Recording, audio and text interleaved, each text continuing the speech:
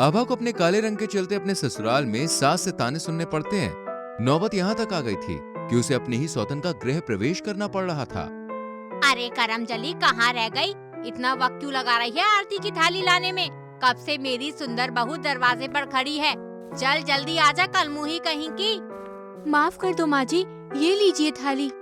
मुझे क्या दे रही है? चल मेरी बहू का गृह प्रवेश कर। क्या माँ, तुम भी ना इस काली से मेरी प्यारी बीवी का गृह प्रवेश करवा रही हो? और इसकी शक्ल देखकर मेरा वैसा ही दिमाग खराब हो जाता है। अरे मैं इसलिए ये सब करवा रही हूँ कि इसे भी तो पता चले कि सौतन का गृह प्रवेश करने में कैसा लगता है। जब इसको तलाक नहीं लेना है तो पड़ी रहे इस घर के कोने में, और घर के कामों के लिए नौकरानी भी तो चाहिए ही। आभा को ये सब सुनकर बहुत बुरा लगता है। वो रोते हुए अपनी सौतन की आरती उतारती है और फिर चंदा का गृह प्रवेश होता है। आभा किचन में जाकर खूब रोती है और वो अब कर भी क्या सकती थी। उसकी मजबूरी थी कि वो घर के कोने में पड़ी रहती थी। वहीं अगले दिन माँ जी, मैं और अर्जुन आज शाम को मूवी देखने जा रहे हैं, लेकिन मुझे कपड़े धोने थे, क्या करूँ? अरे मेरी प्यारी सुंदर बहू, तुम क्यों चिंता करती हो? तुम जाओ मूवी देखने, तुम्हारे कपड़े आभा धो देगी। मैं उसे बबी बोलती हूँ। आभा, अरे ओ आभा, कहाँ मर गई कलमुही? आ रही हूँ माँ जी। जी माँ जी, बोलिए। कान खोल कर सुन ले, मेरी सुंदर बहू के सारे कपड़े अच्छे से धोकर कमरे में रख देना। अर्जुन और ये मूवी देखने जा रहे हैं, समझी? चंदा का तुझे सारा काम करना है, और कुछ भी है चंदा बहू तो बता दे, ये कर देगी। नहीं माँ जी, और कुछ नहीं है। वैसे मैं रेडी होने जा रही हूँ, वो अभी आते ही होंगे। मैं कौन से कपड़े पहनूं माँ जी? अरे बहू, तू तो कुछ भी पहन ले, सुंदर ही दिखेगी, क्योंकि तेरा रंग रूप इतना गोरा चिट्टा है कि तुम पर सब अच्छा लगेगा। आभा, तुम बताओ ना मैं क्या पहनूं? बहू तू भी किससे पूछ रही है? ये तुम्हें क्या बताएगी? इसका रंग तो देखो कितना काला है। छी छी छी छी छी, इससे पूछना बेकार है। आज के बाद इससे मत पूछना बहू। अपना अपमान होते हुए देखकर आभा की आंखें भर आती हैं। चंदा के आने के बाद अर्जुन भी बहुत बदल गया था। वो आभा का बहुत अपमान करता था। एक दिन आभा रोते हुए अपनी माँ के घर चली जाती है और वहाँ पर जाकर उसके आंसू रुकने का नाम ही नहीं ले रहे थे। मैंने तुझे पहले ही कहा था कि तू अर्जुन से तलाक ले ले। तू उस घर में सौतन के साथ नहीं रह पाएगी बेटी। अभी भी समय है, तू उस घर को छोड़कर यहाँ आ जा। अरे माँ जी, कैसी बातें करती हो? अपने घर में बुलाकर अपमान करवाना है क्या? कोई जरूरत नहीं है यहाँ आने की, अपने घर में ही रहो। आगे हमारे बच्चे भी बड़े हो रहे हैं, उन पर बुरा असर पड़ेगा। बुरा ना मानो तो एक बात कहूँ, तुम्हारा रंग है भी तो काला। अब कोई सुंदर गोरे रंग का आदमी काली लड़की के साथ भला क्या ही करे? तभी दामाद जी ने दूसरी शादी कर ली और वो सुंदर लड़की लेकर आए हैं अब। नहीं भाभी, मैं यहाँ नहीं आ रही हूँ। मैं तो बस माँ से मिलने आई थी। माँ, मैं चलती हूँ। आभा वहाँ से चली जाती है और वो रोती हुई अपने घर जाती वापस। अगले दिन माँ जी, मैं मंदिर जा रही हूँ, खाना बना दिया है।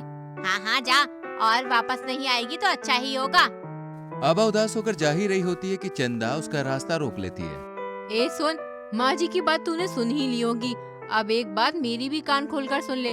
कुछ ही दिनों में तुम्हें इस घर से ना निकाल दिया ना, तो मेरा नाम भी चंदा नहीं। जाओ जहाँ भी जाना है। मुझे बहुत जोरों से भूख लगी है, मैं भी चली खाना खाने। चल निकल यहाँ से काली कहीं की। फिर आभा वहाँ से मंदिर चली जाती है और कुछ देर मंदिर में ही बैठ जाती है। तभी वहाँ पर एक लड़का आता है। आभा भाभी, अर्जुन भैया का एक्सीडेंट हो गया है और उनको बहुत चोट आई है।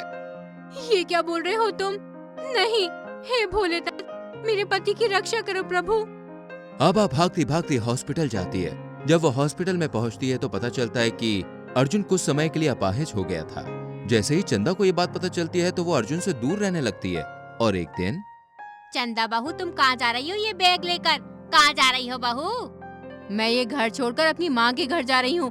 मुझे एक अपाहिज के साथ अपनी पूरी जिंदगी खराब नहीं करनी। मैं दिखने में सुंदर हूँ, जवान हूँ, मुझे तो बहुत लड़के मिल जाएंगे, लेकिन मैं एक अपाहिज के साथ रहकर अपनी जिंदगी खराब थोड़ी करूँगी। मुझे माफ करना, मैं ये रिश्ता तोड़ रही हूँ। मुझे अब अर्जुन के साथ नहीं रहना। चंदा, हमने शादी की और साथ रहने की कस्में खाई। मैंने तुम्हें अपनी पत्नी माना और तुम मुझे इस मुसीबत के पल में छोड़कर जा रही हो। चंदा, तुम तो अर्जुन से प्यार करती हो ना? माँ जी, प्यार एक चलते फिरते इंसान से होता है, एक बीमार अपाहिज इंसान से नहीं। मुझे माफ कर दो, मैं जा रही हूँ और तलाक के पेपर मैं भिजवा दूंगी। चंदा वहाँ से निकल जाती है, लेकिन आभा अपनी पत्नी होने का पूरा फर्ज निभाती है।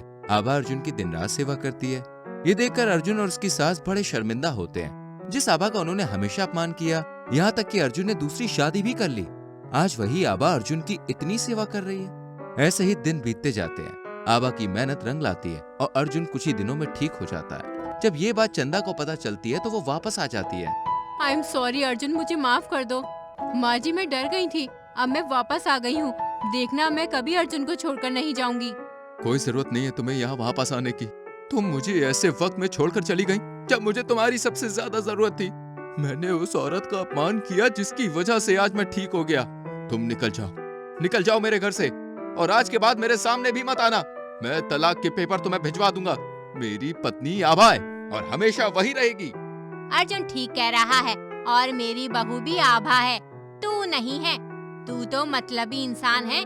मुसीबत के वक्त मेरे बेटे को छोड़कर चली गई, अब चली जाए यहाँ से। चंदा सुना नहीं, माँ जी और अर्जुन जी ने क्या कहा? Get out. चंदा वहाँ से गुस्से में चली जाती है।